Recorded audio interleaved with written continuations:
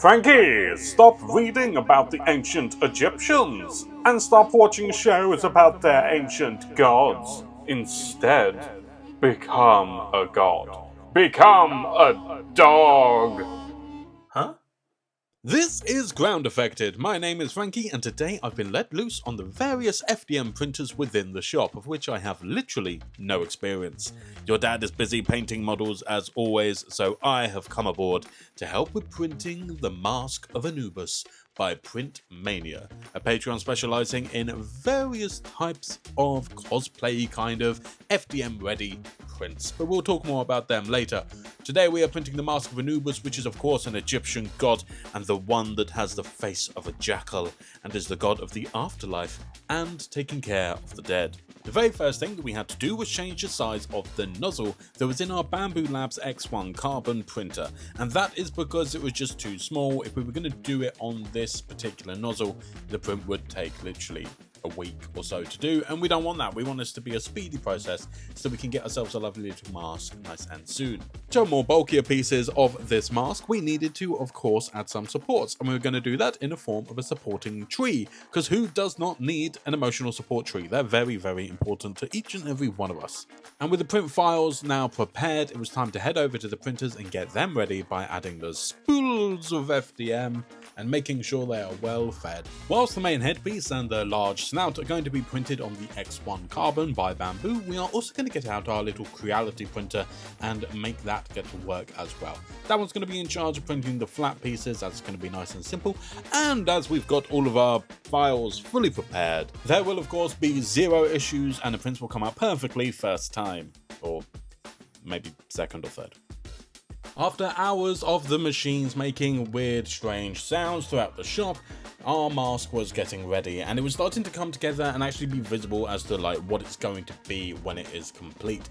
And with your dad's approval on the actual print, I was able to put this thing together, take it home, and start the painting process. Next, it was on to what is arguably the most relaxing part of any printing project, and that is of course preparing the model for paint. What we're going to be doing is gently removing the supports, and then we're going to give it a light sand. I'm not going to lie, this bit sucks. Sanding took hours. By the end of it, to tell you the truth, I still wasn't really happy with how it had come out. I think we needed to use smaller layer heights maybe. It would have taken the print a bit longer, but oh my goodness, it was a lot of hard work trying to smooth this thing down. And in the end, I do kind of just give up and move on to using spray paint that I know is thick enough that it will kind of disguise the really bad layers, so I can spray, then sand, spray, then sand, and work incrementally like that to try and get to a point that I'm happy with. Oh look, a bee! Now, as you can see, the black paint actually did help to sort out the layer heights, and it's going to be a lot easier to now sand off and then respray. I do it about 2 or 3 times, and then we get to a place that I'm actually kind of happy with, and I can move on to the actual painting of this mask. Now it's on to Montana Gold, which is a spray paint that I know you've seen your dad using on the channel multiple times before. It gives the most amazing, shiny, fresh looking gold. It seriously looks like real gold, it's incredible. But the only thing is, it is so sticky and tacky and it needs so long to dry. So once you've done it, you got to leave it for like, ideally, a minimum of like 2 days. Which, I mean, in this kind of situation where you're having to work really fast, you don't always get 2 days, but you really should leave it that long to dry, because otherwise you get thumbprints and stuff in it, which is something I'm going to have to battle in a bit. But after a nice little dosing of this over all the areas that I need to be gold, I can take it back to my room to start playing about with brushes and starting to tidy it up a little bit. Now, with some highbrow entertainment on in the background, we can start to patch in all of the black areas. This mask is made primarily of black and gold, and we've applied all the gold now, but of course it oversprayed onto the black areas. And to fix that, I'm going to take a nice big brush, and we're going to use black by Vallejo, and I'm simply going to paint over the gold that I want to be black. Now, I will say this did take quite a long time. Due to just how powerful that gold is, it actually does shine through the black quite easily, which is kind of surprising because black is notorious for being able to just go over anything. So this process actually did take a while. It took about 2 to 3 layers depending on if it was on straight up gold or on overspray gold. But yeah, we're looking at multiple layers of just painting on some nice black paint to kind of define the shapes on this mask. Whilst the mask was being left to dry, we thought it best not to waste any time, so we went back to the shop and decided to print a little sarcophagus as well. And we're going to pop that in the Bamboo X1 carbon again to print, and it should be no problem whatsoever, especially because this design is kind of just flat, so we don't even need any supports. Then your dad took it as an opportunity to show off his flocking skills by applying a velvet finish to the interior of this sarcophagus, which was demonstrated on one of our Patreon exclusive live streams. It's a fairly simple technique, but if you would like to know how to do it, then let us know in the comments down below. We may make a separate video on how to do it in the future. Now, this is giving this sarcophagus a very regal and very posh kind of feel, something fit for a pharaoh. But we also need that lovely shiny gold on the outside. So we're going to apply a little bit of brass paint to the trim of the interior of the sarcophagus, and then we can very carefully spray all of the outside with some more of that wonderful Montana gold spray paint. With the sarcophagus basically done, I returned to the mask of Anubis. And the next step was to start gluing the thing together, as it was becoming a little bit more difficult to paint it as separate parts, as I wanted to apply some shading and stuff. So yeah, we needed to stick it together. And I tried it on, which was foolish because the glue was still wet and I got a clump of super glue in my hair.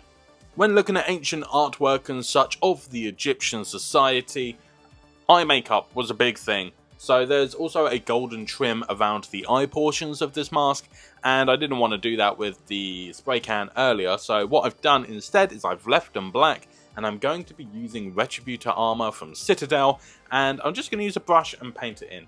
It is a slightly different gold, and I kind of don't mind because it's on the eye area. It just separates the eyes from the rest of the mask, which I think is kind of cool. And when we apply our shades and stuff and start to weather it a little bit, it's all going to blend together a lot nicer anyway. Does anybody else find it ironic that when you wash something in model making or miniature painting, it's actually making it more dirty? It's kind of an oxymoron, isn't it? It's the opposite of what the word means normally. We are going to start applying Agrax Earth Shade by Citadel to this mask. And this is to dull down the gold a little bit. Whilst I really do like this bright and shiny gold, it is a little bit too much. I want this thing to look aged, as if though it's been buried in the ground for 6,000 years? Is that how long ago the Egyptians were? I think it was about 6,000 years, wasn't it? Yeah, we're going to pretend that this thing has been buried. We want it to be dirty, not super dirty, otherwise we're going to lose all the details and it's just going to look a little bit crap. So we are going to be subtle about it. I'm going to use an airbrush, and I'm going to kind of largely focus on the bottom portions of all the gold with Agrax Earthshade to darken them up a little bit, make it look a little bit scuffed and whatnot. We're also going to use this airbrush and the wash to separate out the panels. There are some lovely gold detail pieces on the ears and the weird side flaps, so we want to be aiming our wash into the crevices to really help pop out all of the details and kind of sing the praises of the sculptor. Also, due to the fact that I am actually colourblind, I could not tell what the colour of the gem in the forehead was meant to be. So I came to my own decision and did a little bit of research on the meanings of colours and stuff within Egyptian society, and I landed on doing it blue, as this is the god Anubis, who is responsible for bringing people to the afterlife and making sure that they are well in their death, which is kind of strange.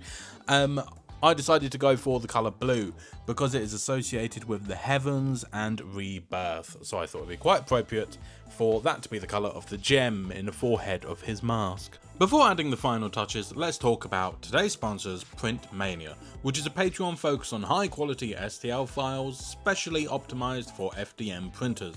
They create models for decoration, cosplay, articulated figures, and useful everyday items, always with strong attention to aesthetics and printability. When you join, you get a welcome pack with 8 exclusive models, plus new STLs every month. All designs are tested, support friendly, and made to look great straight off your filament printer. If you care about design, function, and getting the best out of your FDM printer, then this is the place. Make sure to check the description down below to find a link to their Patreon and Instagram. The very last touch we are going to give this Anubis mask is we are going to use some light grey paint through our little pocket paint pusher, also known as an airbrush, and just really catch those highest areas such as the snout, the eyebrow and portions of the ear. And with that, this model is done.